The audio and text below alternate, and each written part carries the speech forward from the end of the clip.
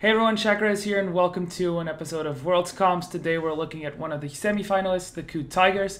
And just before I start, there will be a link to skip this and timestamp somewhere on the screen. But anyways, before I start, I'd just like to talk a bit about the Cloud9 video I ended up not releasing. It's like halfway done, still kind of in planning stage. Basically, I wanted to release it before London, but real life hits you hard sometimes and I had some stuff to deal with. I don't want to talk about it here, but there is a post on my Facebook. I'll link it below in the description. But yeah, basically I had some real life problems that delayed this Cloud9 video, and now I just decided to skip it because I really wanted to get the KOO Tigers video up before the semifinals. Either way, I'm not sure if I should still do it. I might do it after the semifinals if there's enough people wanting to see it. But let's get on with the content. Throughout the group and knockout stages of the tournament, the Tigers have shown us 23 different champions in 10 games. But if we look at their play, you'll see a lot of pick-off elements. Their compositions are also versatile enough to have elements that allow them to do other things, but they definitely have a very distinct style from all the other teams at Worlds. So, what is a pick-off composition? As the name suggests, it's a style of play that revolves around picking off single enemies from the enemy team. This is done by using single target crowd control and dominating vision in order to catch the opponent. Usually a pick-off comp will attempt to catch out a straggler of the enemy team and burst him down without any chance of escaping. After the target is dead, the team that initiated the pick-off can now translate the numbers advantage they have to force a team fight, siege a turret, or take a neutral objective like Dragon or Baron. Obviously, not every champion in this composition needs to be a part of the pick-off comp. In fact, picking other elements and mixing them up with pick-off allows KOO to be more versatile and do more with their compositions.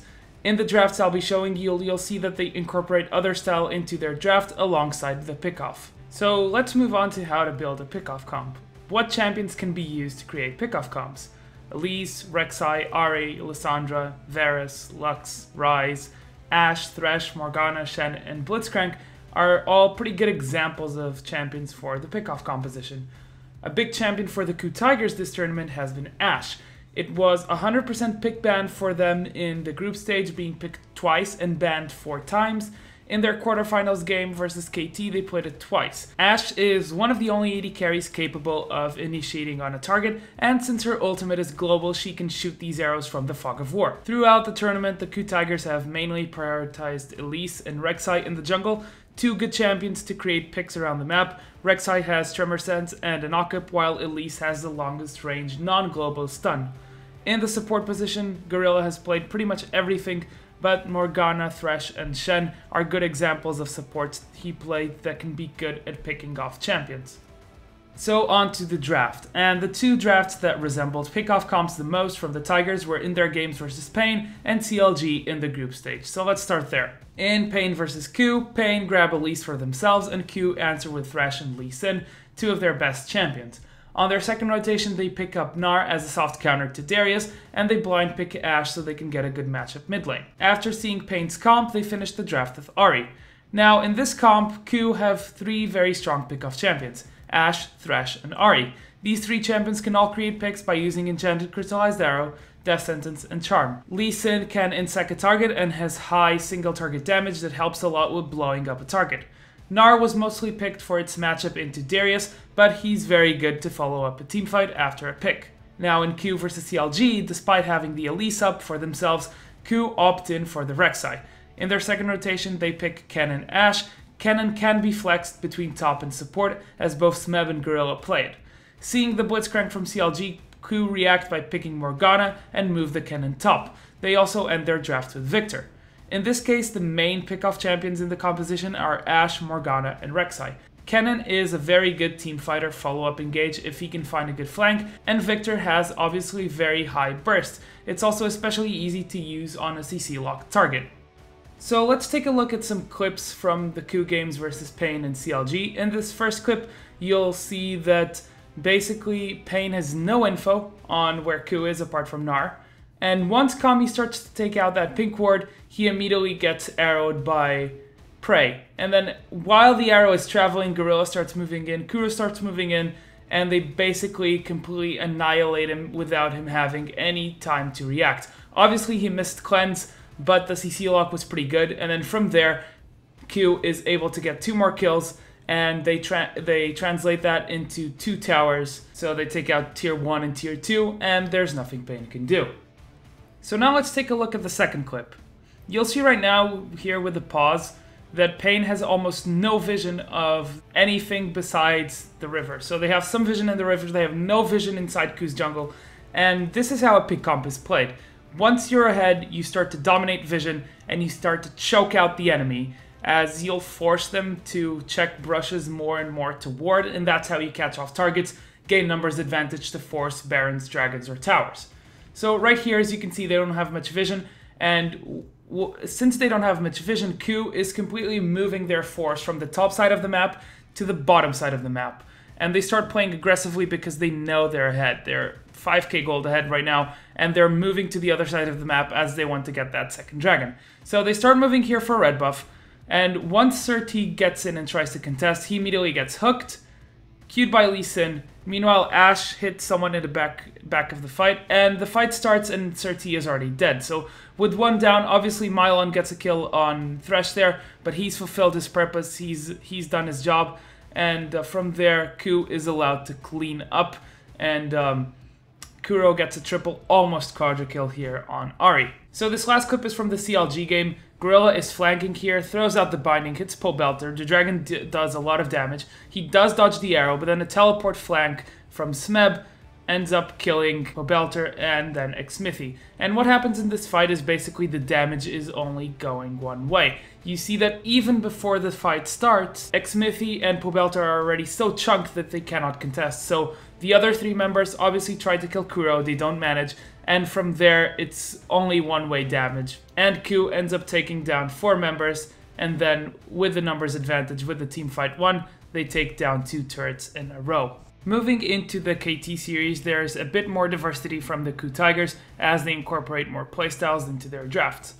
Obviously, a big point about this best of 5 was Smeb's Fiora that was played in all 4 games.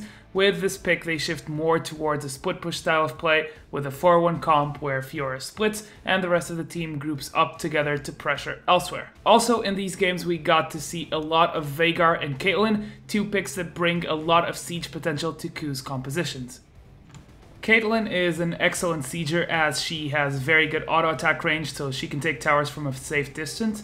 Veigar is mainly there for zoning. With Event Horizon, he can constantly keep enemies away from defending their turret. Hojin kept playing Rek'Sai and Elise, champions that are versatile enough to fit multiple compositions.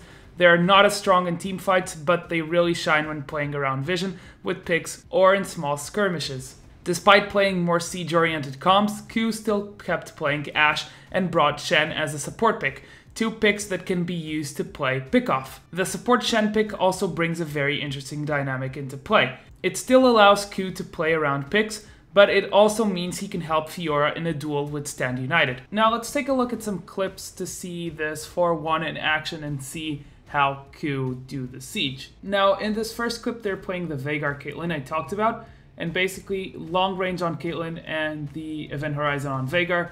They guarantee the kill here. We're a bit lucky with the prediction on the LeBlanc distortion. And then Smed decides he wants to dive, and once he's diving he gets ulted by Gorilla, and this is pretty much an easy tower dive. Once the ult is popped, Smeb can get out of turret range and not die, and go back to start taking the tower. Now this is the other clip. As you can see, again, sieging with 4. Kuro zoning with Event Horizon, gets some damage there on Peekaboo, while Prey takes down the turret. And there's nothing KT can do to engage. Nagne tries to flank there, gets immediately popped by Prey and has to back off, and then Smeb decides it's time to dive. And when Smeb gets the advantage, he can pretty much just 1v1, and then they continue the 4-1 split with the advantage. This basically means that someone will have to react to Smeb sooner or later, or they'll start losing on both fronts. It's basically, there's no way you can win after you lost one of your team members. Fast forward a bit, and KOO end up taking the bot tier turret and the bot tier inhibitor. Meanwhile, Smeb pulls so much attention to top lane that someone tries to stop him, they don't manage, and KOO gets out safely. This third clip is yet another example of how KOO played this 4-1 and used the Stand United to give Fiora the edge. Now here they put Nagne trying to fight and basically delay Smeb as the rest of the team is with the 4 members of KOO. Once Smeb gets an in and starts diving the inhib turret, Gorilla ults him for extra health, and this allows him to get out of the base after some day TPs. Eventually, this is going to mean that they have to pull more resources down since Gorilla and Smeb are both bot lane. And once they do, look right now at the map. Once Kalista and Rek'Sai start going down, Prey, Kuro, and Hojin start pushing up. They have Baron, so they can push this really fast. And since they have the numbers advantage, they can play aggressively on both sides. If KT commit to one side, the other side just pushes and gets the advantage there. So right here, they go aggressive onto Gorilla and Smeb. But while this is happening, Prey, Hojin, and Kuro get an inhibitor. So yeah, that's going to be it. I hope you guys enjoyed the video talking about Pickoff, Siege, and the 4-1 split. I'm sorry I don't have more time, but I don't want to make this a 20-minute video, or else I'd go more in depth. Either way, I hope you guys enjoy the content, and I'll see you guys in the Rift. Shakarez signing out.